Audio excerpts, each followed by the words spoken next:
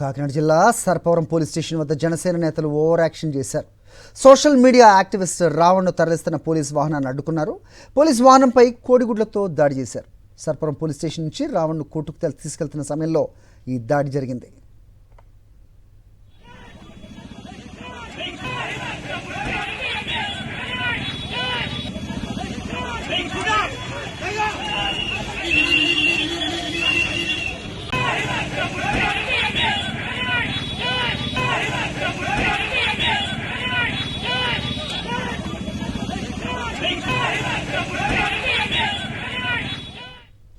జనసేన మూకల అరాచకానికి సంబంధించి డీటెయిల్స్ మా ప్రతినిధి రాజు అందిస్తారు. రాజు, చెప్పండి, పోలీస్ వాహనంపై కోడిగుడ్లు వేయటం ఏం జరుగుతోంది అక్కడ?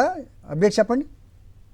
అది కాకినాడ రోడ్లలో జనసేన మూకలు అయితే రెచ్చిపోయిన పరిస్థితి ఉంది. పోలీసులు వారి యొక్క విధులకు ఆటంకం కలిగించేలాగా అక్కడ సీన్ క్రియేట్ చేసిన పరిస్థితి మనం విజువల్స్ లో స్పష్టంగా చూడవచ్చు. ఏదైతే కృష్ణారావాన్ని నిన్న రాత్రి అదుపులో తీసుకున్న పోలీసులు ఇవాళ విచారణ జరిపారు.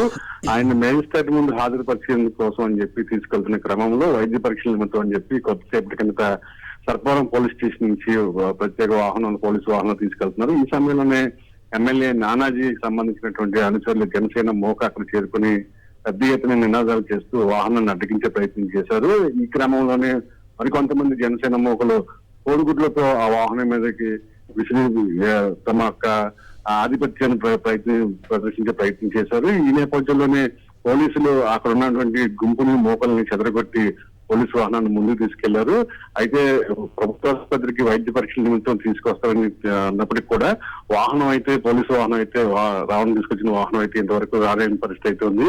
అయితే కాకినాడ రోడ్లలో ఏదైనా పిహెచ్సి తీసుకెళ్లి అక్కడ వైద్య పరీక్షలు నిర్వహిస్తారనే సమాచారం మనకి ఇంకా స్పష్టం రావాల్సి ఉంది. ఎందుకంటే సర్పవరం పోలీస్ స్టేషన్ నుంచి బయలుదేరిన వాహనం జీజేజీ వైపు కాకుండా అచ్చంపేట జంక్షన్ వైపు వెళ్లడంతో ఏదైనా రూరల్ పిహెచ్సికి తీసుకెళ్లారనేది తెలియాల్సి ఉంది.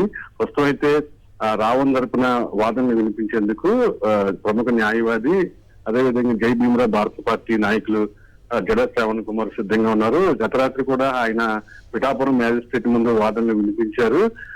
వెంటనే రిమాండ్ రిజెక్ట్ చేసి వ్యక్తిగత పూచీకత్తు మీద బెయిల్ మంజూరు చేయడం జరిగింది. ఈవేళ కూడా అదే జరుగుతుంది. ఖచ్చితంగా ఒక వ్యక్తి ప్రాథమిక హక్కులను హరించే విధంగా పోలీసులు వ్యవహరిస్తున్నారు. కూటమి ప్రభుత్వం కక్ష సాధింపు, అదేవిధంగా డిప్యూటీ సీఎం పవన్ కళ్యాణ్ కూడా కక్ష సాధింపు చర్యల వల్లే రావణ్ని ఈ విధంగా వేధిస్తారనేది జడా శ్రావణ్ కుమార్ చేసిన ఆరోపణలు. హరి, అది ఓకే. ఇప్పుడు ఈ జనసేన ముఖ్య ఏదైతే ఉంటుందో ఏ సినిమా ప్రభావమా వీళ్ళ మీద? ఏంటిది పోలీస్ వెహికల్ని అడ్డుకోవడం, ఆ కోడిగుడ్లు కొట్టడం? మరి పోలీసులు ఏం వాళ్ళని నిలువరించారా లేదా?